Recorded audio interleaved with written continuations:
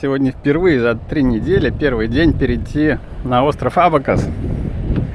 То есть это вот в ту сторону. Ну вот так примерно выглядело мое путешествие по острову Лютра. Вот здесь был Кейпа Лютра Марина. Сюда причалил после Экзумас. Переход сюда, Тен-Бэй, дивный пляжик.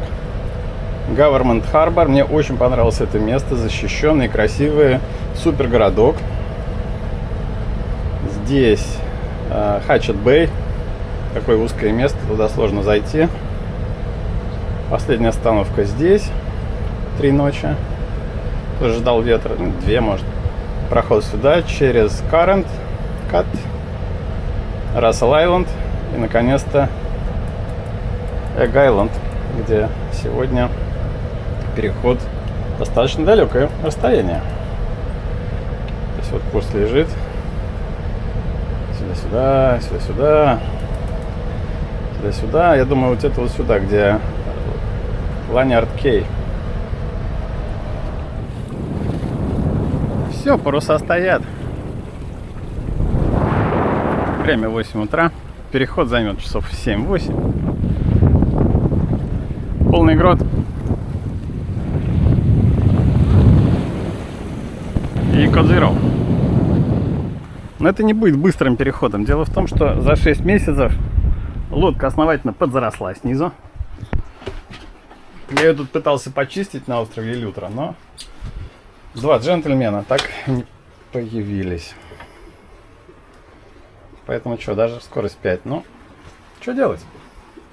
Медленно, вдумчиво, да? Да. В принципе, я думаю, после мели поворот градусов на 20. Это будет курсу. Истинный ветер будет, наверное, градусов 70-80. И тогда скорость подрастет. Про сам остров. Вот Экзума, конечно, прекрасно. Но в этом острове есть свое очарование. Оно как бы... Во-первых, здесь не так много народу, как на Экзумас. Я имею в виду про яхтсменов. Да? Там стоят сотни лодок. Там все-таки Мекка, что называется. А здесь вполне уединенненько, тихо. И многие из этих городков оставили исключительно приятные впечатления. Они все процветают здесь. Дороги хорошие, машины ездят, магазины вполне приличные. Все есть. Рестораны супер просто. В общем, для меня это, наверное, второй любимый остров на Багамах теперь. Ну, из больших. Да, ну, из таких, где вот пришел и провел недельки 2. Вполне много мест, защищенных от ветров. Классно. Вообще, примечательное место. Марш-Харбор. Где-то оно вот здесь, наверное, находится. Вот здесь Марш-Харбор. Туда попасть достаточно сложно, если очень-очень-очень мелко. То есть там на предыдущей лодке я, конечно, туда заходил, и то там пару раз задевал дно во время отлива. Но если встать здесь, там вполне может быть 1,5 километра, и можно на тузике туда и попасть. Красивый город. Я там был после того, как ураган 2 года назад, в 2019 году, уже забыл, как называется, Ирма, что ли, полностью снес весь остров. Чтобы вы представляли силу урагана, на острове жило 450 человек, 75 погибло. Вот. Ну, далее, где-то вот здесь я хочу оказаться завтра. Green Turtle Cay. Остров Зеленой Черепахи. Вот, там будет мое место на несколько дней, потому что в воскресенье, то есть через 3 дня будет сильный ветер, северный, 40 почти, даже больше, 40 узлов ветер. Это хорошо провести в защищенном местечке, комфортном. Это риф видно. Далеко он от берега уходит.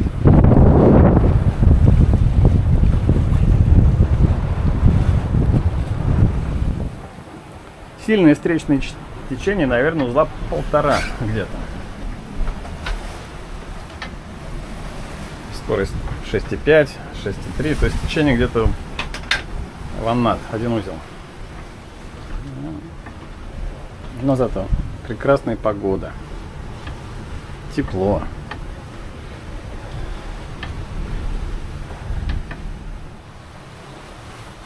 Давайте я вам пока расскажу еще немножко про остров Элютра. Во-первых, вот эта марина,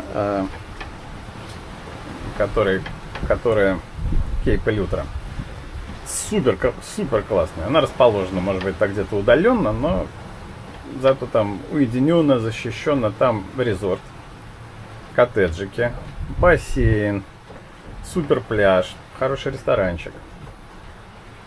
Дали мне машину на прокат. Ко мне тут дочка прилетала. У нее, кстати, как раз день рождения, 27 лет.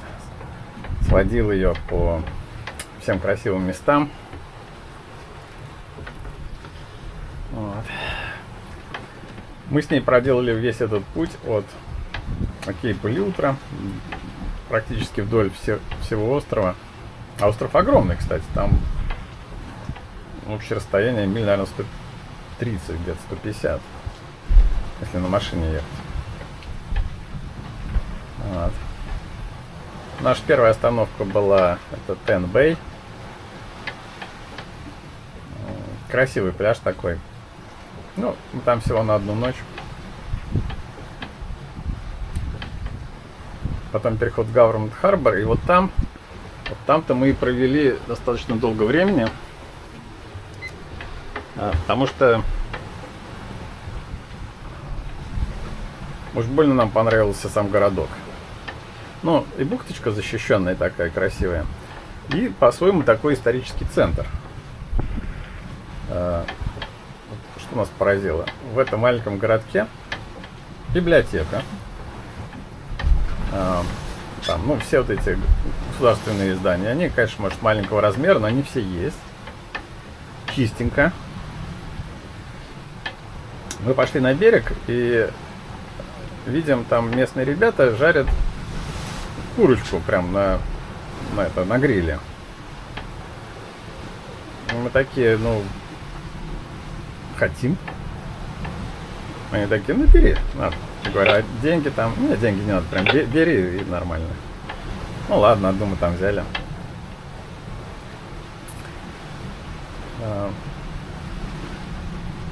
Понравился супермаркет, понравился большой винный магазин. Так, это с любовью сделанный.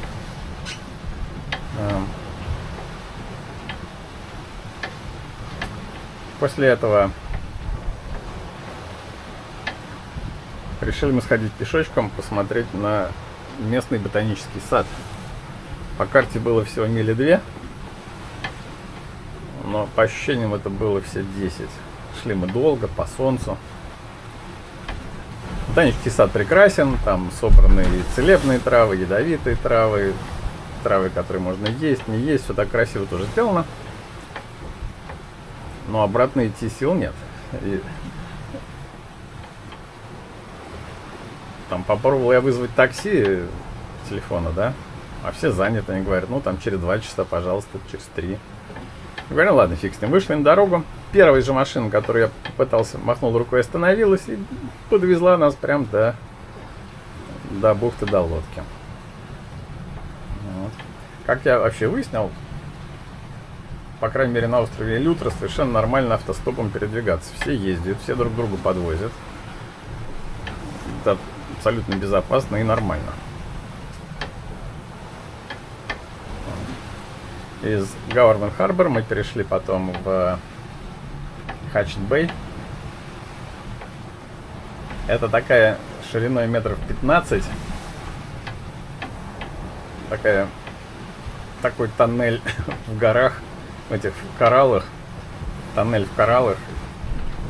А еще и ветер был с моря. То есть вот сложный был заход, я немножко нервничал. Уж очень узко. Но зато внутри этого самого залива идеальная чистота, плоская водичка. Вот там мы провели еще 4 дня. Ходили на берег, общались с местными тоже. Ну и тут же и такси до аэропорта мы взяли. Вот.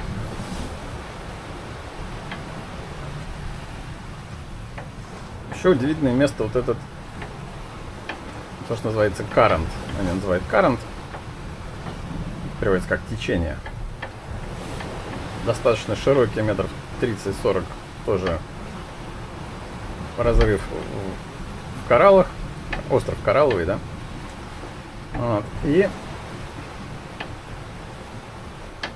если подобрать время, когда нет прилива-отлива, когда slack tide, время между приливами и отливами, то туда спокойно проходишь, никакого там течения нет, все идеально. Но если таки попробовать это сделать во время прилива-отлива, там, говорят, легко может быть 5-6 узлов течения. Вот.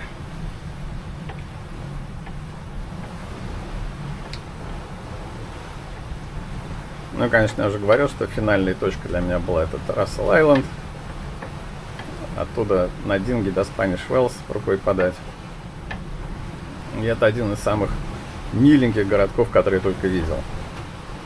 Там большая марина, естественно, и вся жизнь построена вокруг этого. Ни одного заброшенного дома, тоже идеальная чистота. Довольные, счастливые люди в своих домах, все прям у них хорошо. Вот.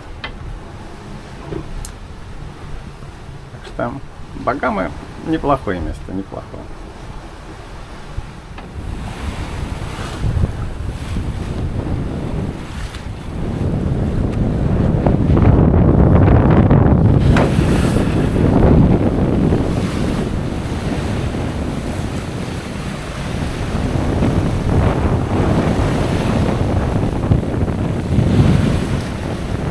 Дождь собирается.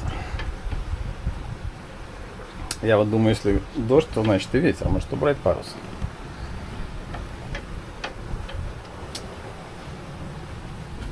Надо понаблюдать за погодой. Но удивительно, Code Zero позволяет идти против ветра.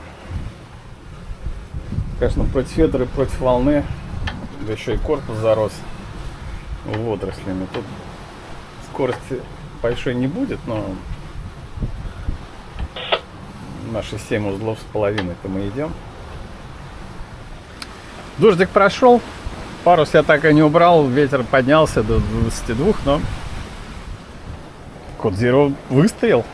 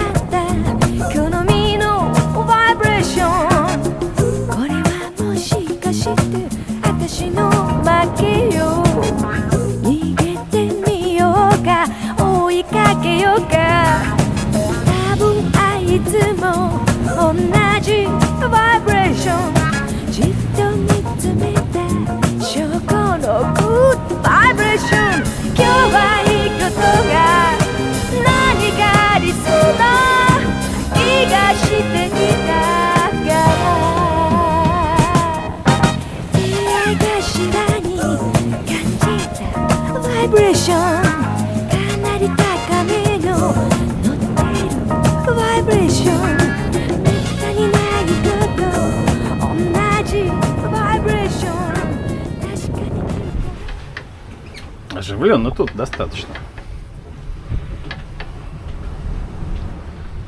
Интересно, но я постепенно догоняю этого джентльмена. Лодка называется Brightness. Про нее ничего не известно. Ни длина, ни ширина. А сзади Ля Джанне. Тоже ничего не известно. Ну, ветер меняется, вот зачем-то стало 48. Что, надо взять левей. 10 градусов.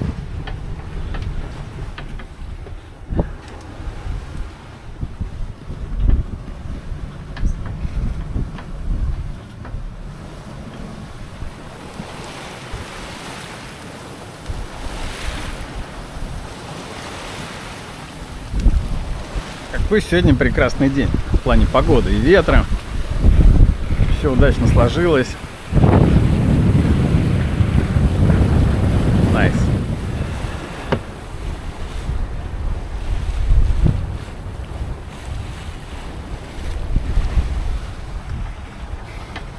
Вот единственная у меня нерешенная проблема на яхтинге — это как закрепить эспрессо-машину, чтобы мне не надо ее было все время доставать и убирать при переходе.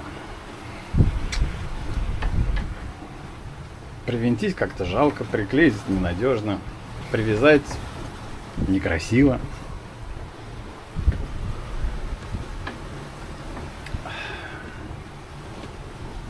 Вот в Амель 60 она встроена, но это слишком непрактичное решение.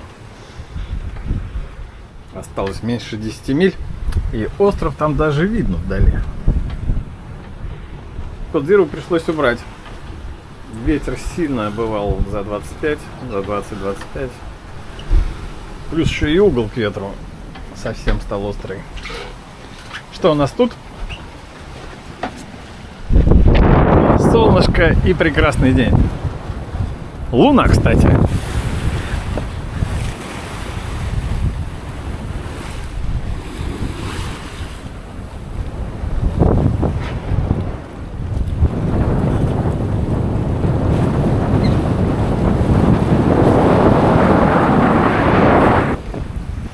Последние 5 миль. Вот с корабликом поравнялись.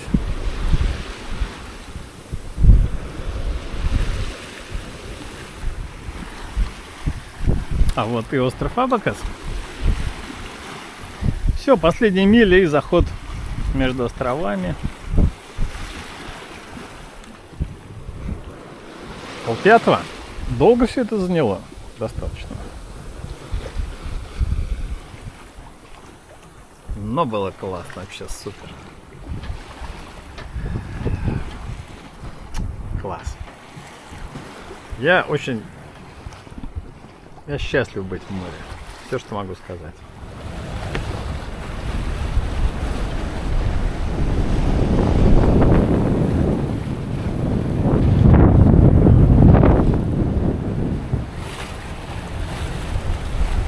И вон там я встану, где все.